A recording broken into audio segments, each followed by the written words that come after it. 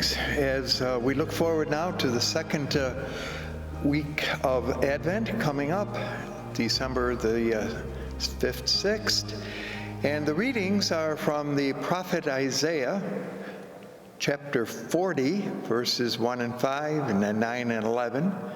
From the second letter of Peter, chapter 3, verses 8 and 14, and from the gospel tradition according to Mark, chapter 1, verses 1 through 8.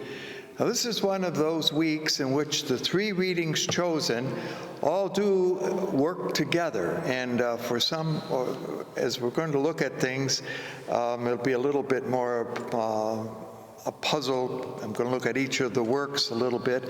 First of all, to mention that the Gospel of Mark, as we pointed out, will be our guide through this coming year.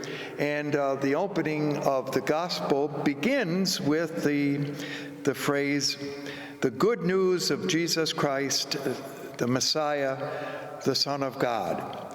And that's how it begins. And in the opening line of Mark's gospel is his whole message. In fact, we will look at this as we move through the years. Many suspect that the end of Mark's gospel wants to take us back to the beginning, the story of the good news. Now, good news is an interesting phrase. As you may know, it grew up in the Greek community, that when, a Greek city was successful in some kind of battle with one of its adversaries, they would send back a messenger to the city from which they came, and the message was good news. We have conquered. We have triumphed. And so the idea of good news, which is picked up here by the gospel writer Mark, is just that, good news of the victory of Jesus. So it begins already with the knowledge of the resurrection of Jesus, that he has triumphed, and now this is the good news that we are going to be asked to share and to live. So the opening phrase, good news, of Mark's gospel says a whole lot. It calls Jesus the Messiah and gives him the title Son of God. Although it will not be a phrase used frequently in the gospel itself, but my point, again, is from the very beginning of this gospel, knowledge of who Jesus is and what our message is to mean for us. So that's how it begins. Now,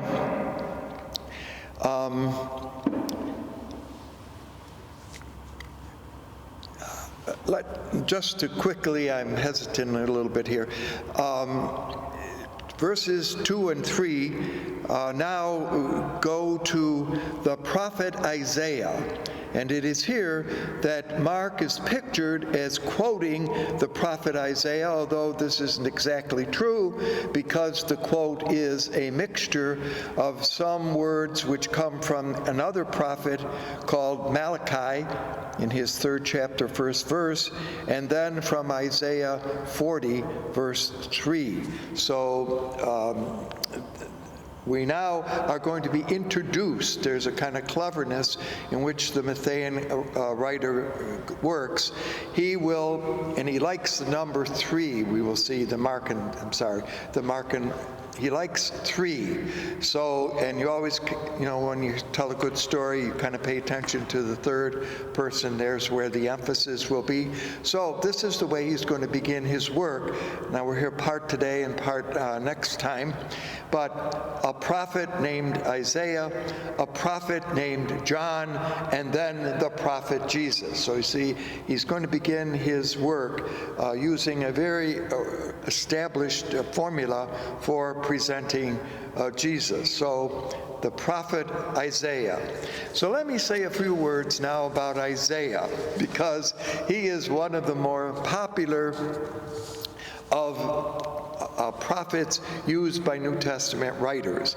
In fact, he was an Old Testament writer, and as you may know, the book of the prophet Isaiah is the longest of the writing prophets, some 66 chapters, but it really is a combination of 3 different writers.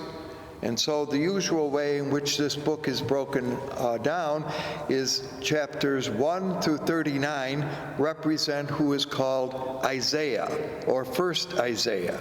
Then chapter 40 to 55 is known as second Isaiah, and then chapters 56 to 66 is known as third Isaiah. And I say this because the work that is included in this book is put together over a 150-year period. So it wasn't done all at once. So first Isaiah lives in a period which we call pre-exilic, second Isaiah toward the end of the exilic period, and third Isaiah in the post-exilic period. Now, if all of this may not make a great deal of difference, but it's interesting that you have really 3 different writers who are in the similar tradition of Isaiah. So the reading we hear this week comes from chapter 40. Now, if you kind of just what I pointed out, this is second Isaiah. And second Isaiah is written during the time of the exile when Israelites are living in Babylon. And the hope of the writer here is to give a spirit of hope and support to the people who are living there. Apparently, word is coming that they will be able to return to their homeland, but it is with that in mind that this Isaiah writes his words. Remember that the Babylonians had invaded Israel, had destroyed the temple that would be the first temple, the Temple of Solomon, had destroyed it and led many of the noble or the ruling class of the Jewish community, the Judean community, that would be the southern community, into exile. This had happened in 586, 587, before the Common Time. So now we find this writer, having lived with his people, he's really an anonymous writer. We don't know who he is, and he is also rather poetic. So as well as being a prophet, he is a poet, and he therefore pictures how wonderful things will be. Many prophets tended to excoriate their people for not living up to the promises that they had made with God, and that for that reason things had not gone well for Israel. This Isaiah is not in that category. He is rather one who wants to give hope and support to his people and say that good things are coming and that the land of return will be theirs soon. So in that sense, it's an appropriate Advent reading because it looks forward to a new time, to better times. And one of the senses that he says there is, every valley will be filled and every mountain and hill brought low. Now I often point, isn't that, if you think about it, it's clever in this sense that you have mountains and you have valleys. And now he says, with the coming of the Lord, when the coming of the Messiah, the mountains will be lowered, the valleys will be filled. Well, how do you fill in the valleys? But bring down the mountains to fill in the valleys, and thus you have a highway or a straight way. So he has really got a kind of poetic image here of how the coming Messiah will take place. And it is his thought that God's strength appears always to support and to help a people, that this God, unlike the gods of the other nations around Israel, is a God who is tender and caring, a God who is much like a shepherd, gathering the wounded, bringing together those who are needy. And so in that sense, you can see why this reading from Isaiah is appropriate for this second week of Advent. Now, the second reading comes from the second letter of Peter. Now, there are, in the course of the 3-year cycle in which we hear readings, only twice do we get a selection from 2 Peter. The first appears on the occasion of the Transfiguration, which is usually the second Sunday of Lent, and then this time where we hear words from a writer now who uses the name of Peter, but most everyone agrees that this is what we would call a patrine letter. It's written by someone who writes in the spirit of Peter, but is a late writing in the New Testament. Maybe have written it as late as the beginning of the 2nd century, although usually it's backed up a little bit into the 1st century. And the gist of the letter, which tends to be much more theological, that is, speaking about religious issues than many of the other letters. And one of the tip-offs that this is not written by Peter is that he speaks about Paul, and we know that Peter and Paul seldom really got along on things in their own lifetime, but afterwards the writers looked at both of them.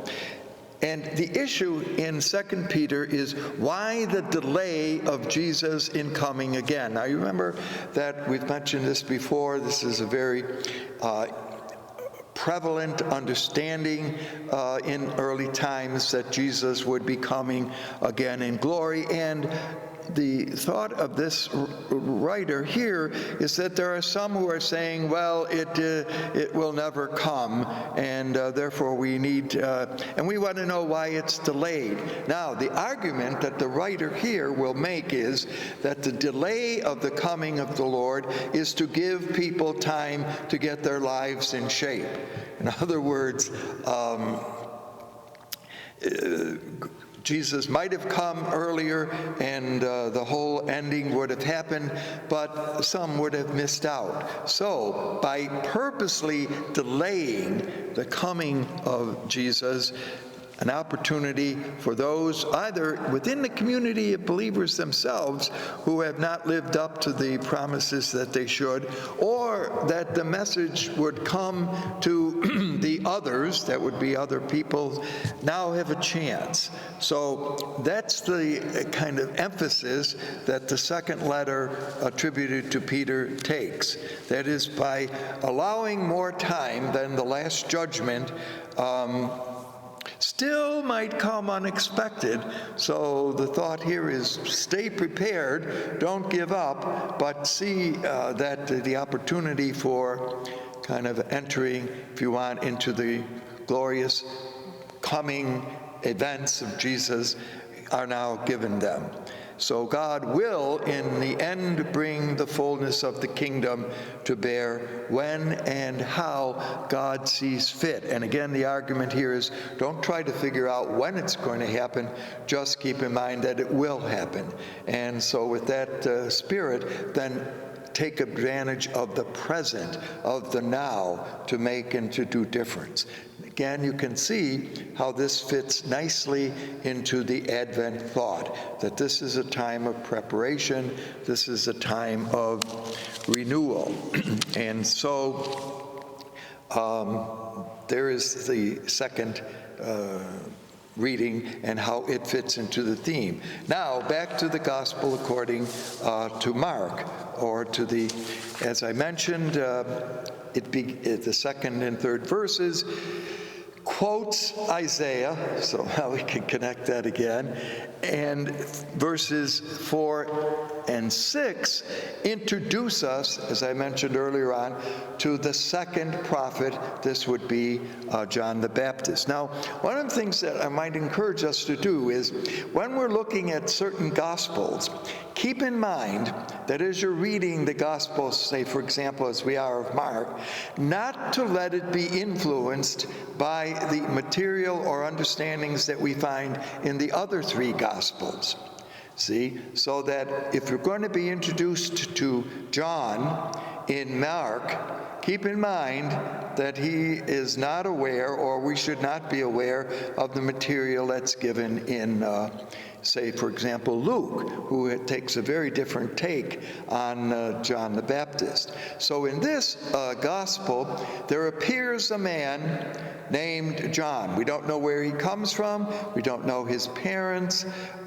See, and you would say, well, yes, we do. No, you don't, only because you've read one of the other gospels. If you read this gospel, you don't know that. So here appears the Baptist.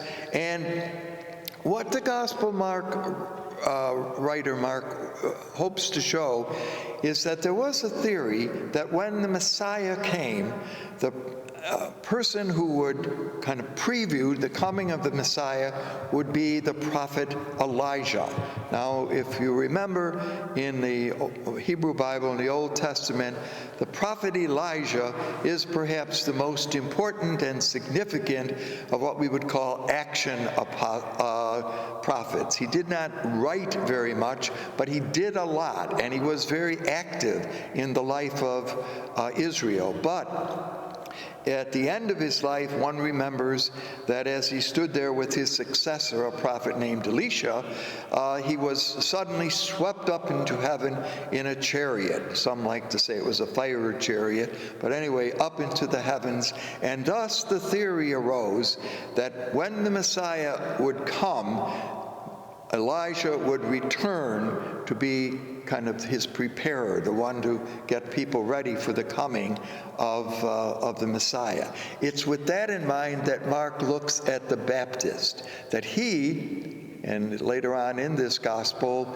Jesus will even say that if you can accept it, that the Baptist is the Elijah. Now with that in mind, notice how John dresses. He dresses like Elijah did. He dresses in rough clothes. He eats the food of the wilderness, which is locust and wild honey. He is not in the courts of kings, but he is baptizing, and it is a baptism, we will hear, of repentance. Now, and always, you will find that the words attributed to John are that they will point to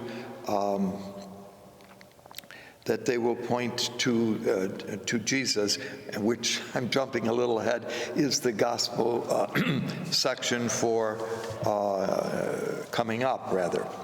Now,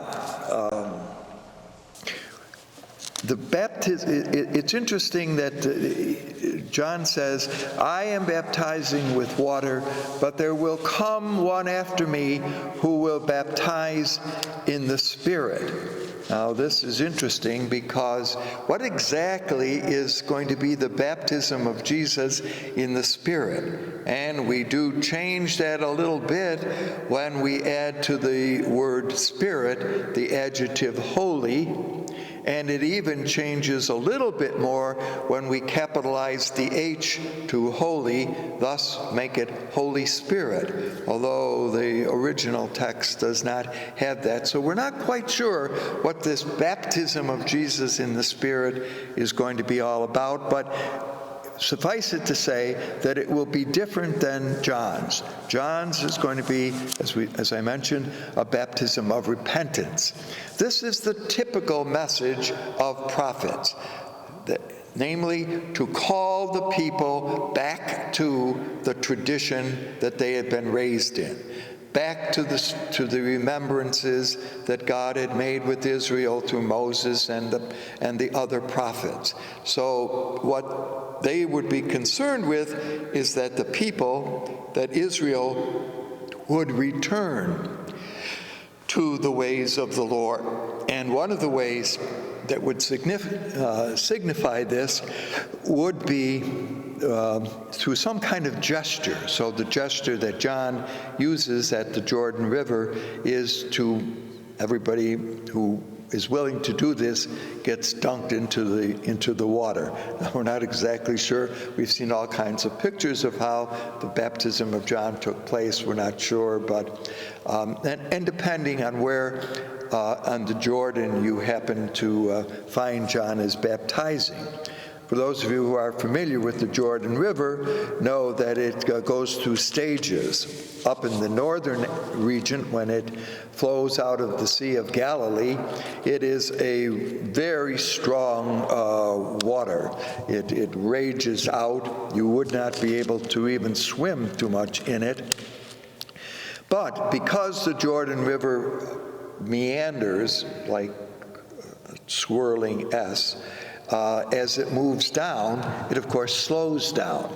And as it slows down, it also picks up stuff from the side of its banks, and thus what was kind of bright and clear and drinkable up in the north, by the time you get down to the south, you might not think of taking your weekly shower there in that water. So we're not quite sure where the Baptist did his ministry. There are even today in the Holy Land a couple of sites that are claimed to be the place where the Baptists baptized. And of course in Israel today, because of visitors there, they like to, this is the place where it took place.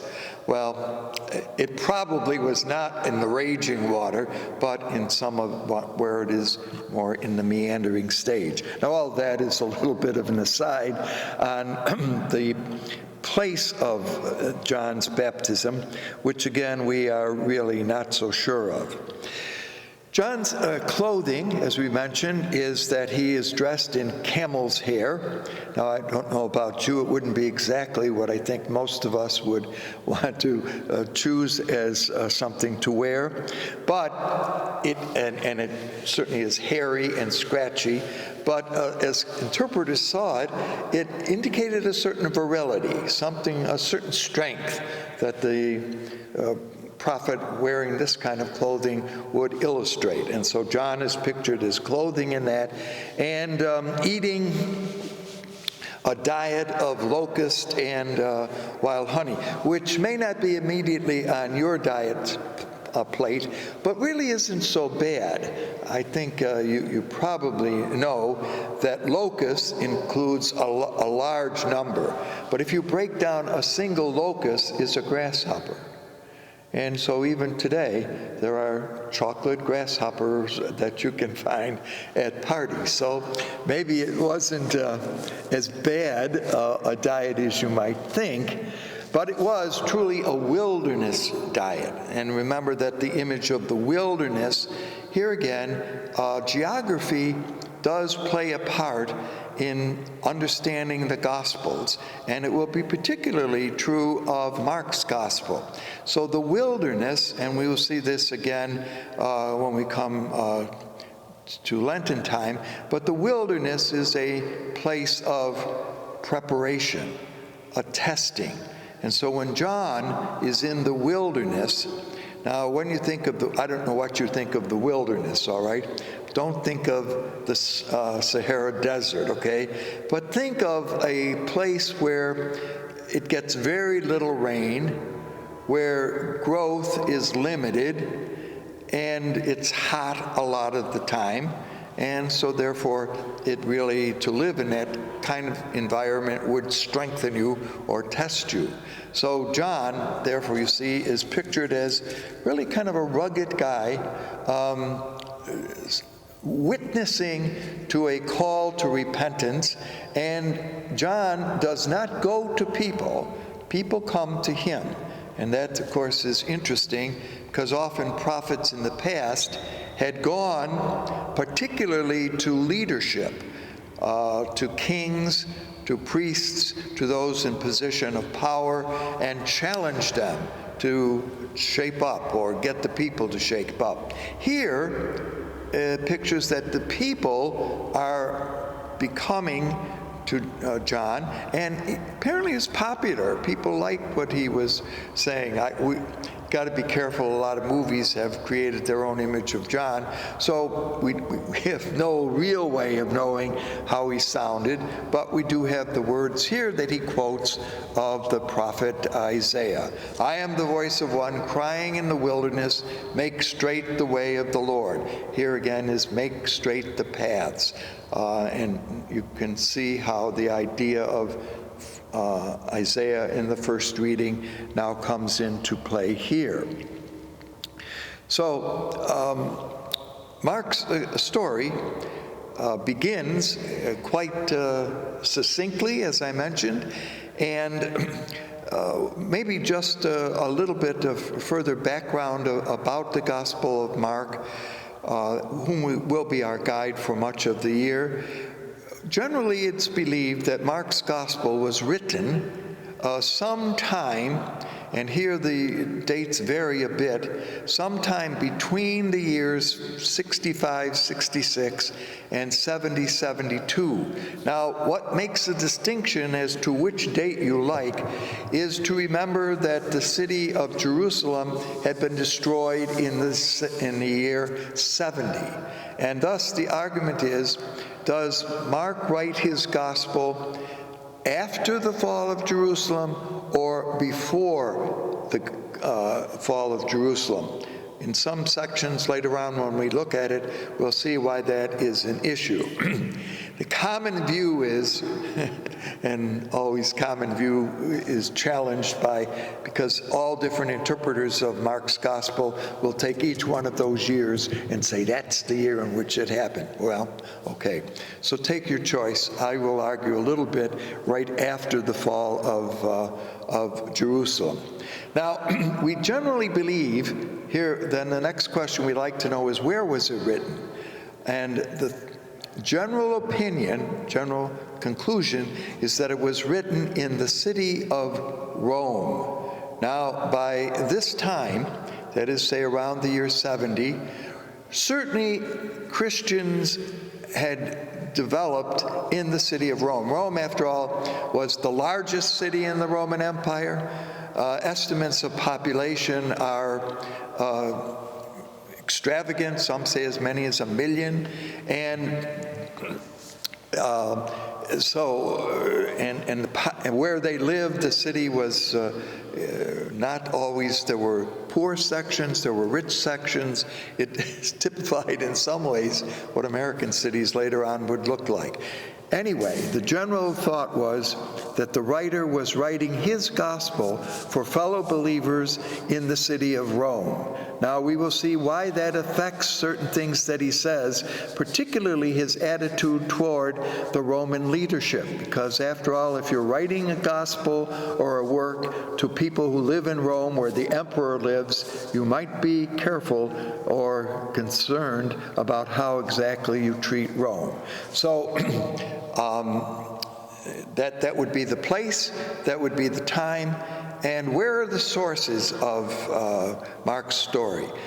Most popular, and although it is challenged today, is that Mark was in some ways connected with Peter, that Peter was in Rome, and that the story that Mark uses for shaping his gospel would have been from the teachings and preachings of Peter, who was in Rome. Now, we have no evidence outside of that theory that Peter got to Rome, although the tradition says that he was martyred there along with Paul. And so this sense that Mark got the framework of his message, of his gospel, from Peter does have an interesting history.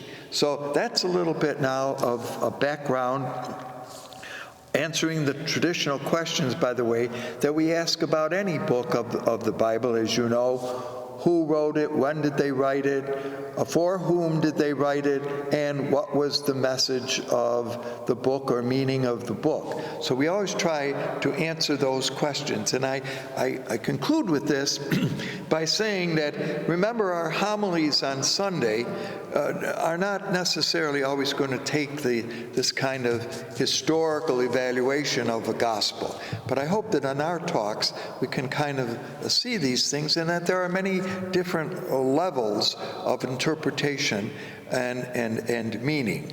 So for this coming week, everything is let's be ready, and the get readier person is John the Baptist, and so he will be the person that we will focus on as we consider. Just a concluding reminder that if you are reading this or hearing this, December 6th, which is Sunday, is also the feast of a very popular saint in Advent time, St. Nicholas. And those of you who know a little bit about Nicholas, you have a chance on Saturday night to put your shoe out or your stocking and hope that St. Nick will like you. If he doesn't, or you haven't been a good boy or girl, or man or woman, you'll find coal in your sock. Good luck, and thank you.